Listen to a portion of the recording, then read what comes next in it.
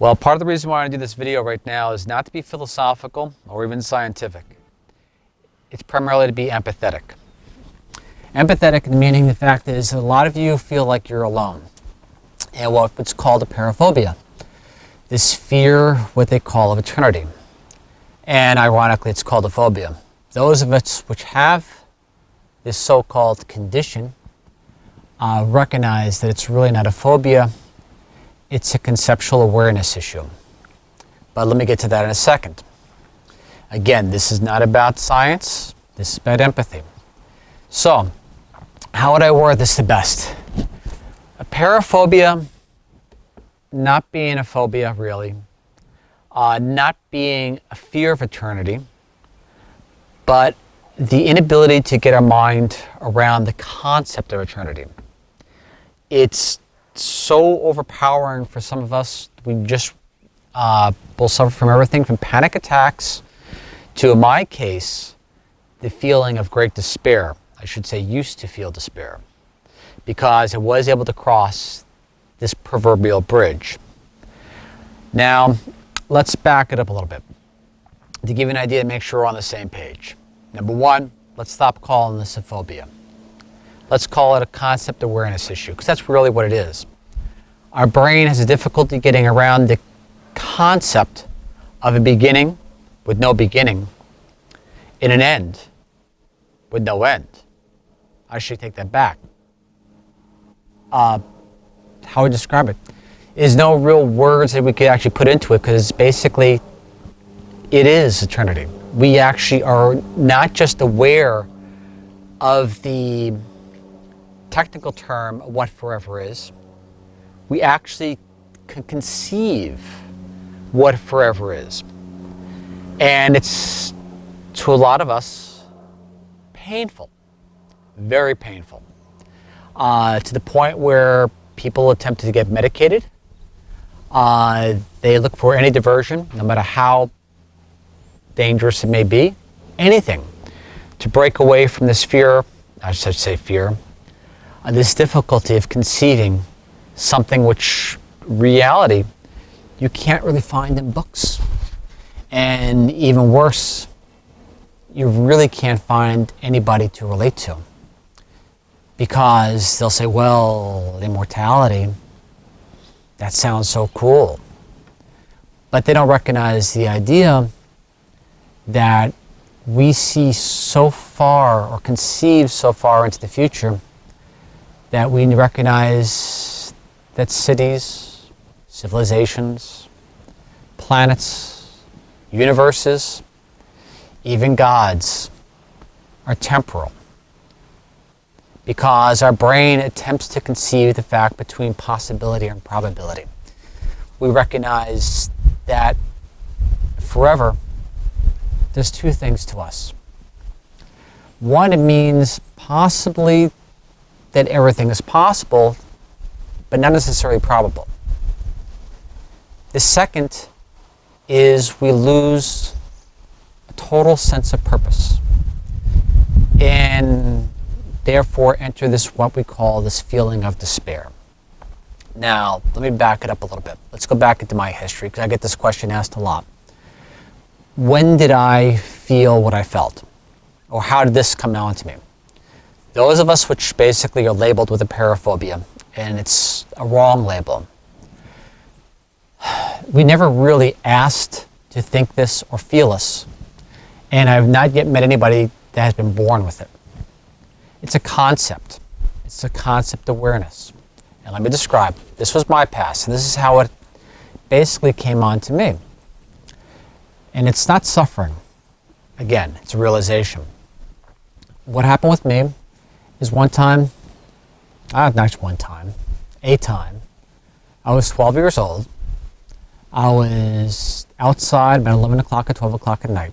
I've always been very inquisitive. This is not about me.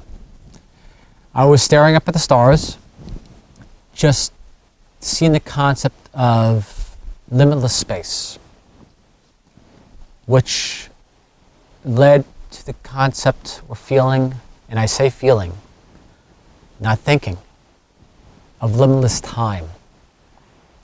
And at that point in time, When your mind begins to try to grasp upon this idea of time being, how would I describe it? I'm just going to use layman terms, eternal, never ending, not linear, not whatever, no beginning, and never an end. When you actually conceive it, not think it, but conceive it and feel it. Again, this was me at 12 years of age. It was the most incredible, horrid feeling that you could imagine. And it's not a phobia per se, like a phobia of spiders or whatever it is. And it's definitely not a phobia. It's trying to understand something. It is, with me personally, it was actually physiological. What occurred with me, what trying to get my brain to adapt to this concept, was literally, physiologically, burning from the back of the head up to the front. It was like a fire. It's almost like when you think about this concept of eternity, it is almost like it's tangible, like you're feeling like a flow of energy through your head. And this is not an enlightening flow, so don't get me into this new age thing. It is actually quite painful. And metaphorically, I could say, if you had to think of anything, it would be like equivalent to burning in the fires of hell, biblically. And again, I use the term because it's the best thing I can use, not to be religious or philosophical. It is painful. And then what ends up happening, after you have that initial feeling when that door is open, this happens to those which are watching this video, you can't close it. It is, again, use the word proverbial, it is opening up Pandora's box. You can't stop thinking it. And then every time at night, usually it happens more over the night, rarely over the daytime, anytime your mind begins to wander, you open the skate again, and it burns, and it hurts. But again, this is not to try to define what it is. This is for empathy. To give you an idea though, I personally, myself, have found a way either to adapt to it or cross over this bridge, so to say.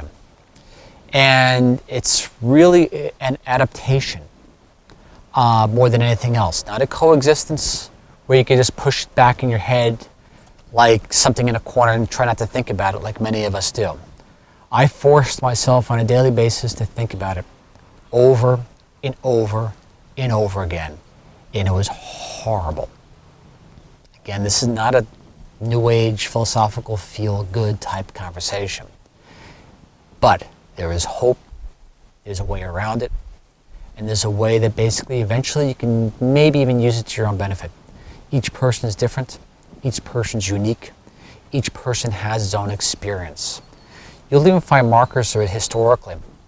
Like for example, the other day, I think it was from the Temple of Athena, some people call it Temple of Isis. There was a saying written on a statue from a long time ago saying, I always was, I am, and always will be. As opposed to biblically someone saying, I am the Alpha and Omega, the beginning and the end. When someone says in the statue inscription said, I always was, I am, and always will be, to those of us which know eternity, we know that's a communication to us, you and I, that we recognize there was never a beginning, there is always here, and there is no such thing as an end. Oh, you may forget, but without being philosophical and a little bit of a hint, in my world, I've discovered that we are intent and we are not our memories. But let me leave it at that for now. This is just a message to say, hey, you're not alone. All right? Ralph Turchiano. Hopefully, be the first video on this on Apeirophobia. And I got to get it out there before it gets misdefined and a lot of us get lost. All right, I'll catch you in a bit. More videos if you like. Catch you in a bit. Bye.